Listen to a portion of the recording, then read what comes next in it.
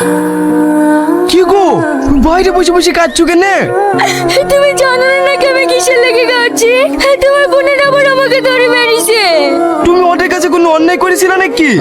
আমি কিছু করিনি গো, তোমার দুই বোনেরা এসে আমাকে ছোট মোটো ধরে ঘর থেকে বার করে দিল।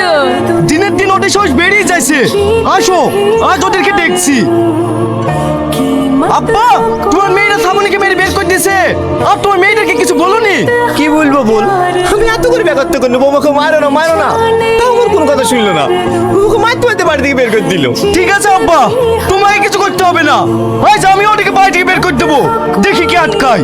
সস্তা নাকি বাড়ি থেকে বের করে দিবি? এই বাড়ি আমাদের, তোর পক্ষে যা বলবে তাই শুনতে হবে। তোরা কে রে তাই তোদের কথা শুনবো? এই বাড়িতে তোরও যতটুকু অধিকার আমাদেরও ততটুকু অধিকার। আমাদের কথা শুনবি না মানে? তোদের অধিকার নেই এই বাড়িতে। আব্বা সব জমি জায়গা বিক্রি করি তুই 3-4 বার বিয়ে দিতে, তাদের সংসার জালি, এখন আবার আমাদের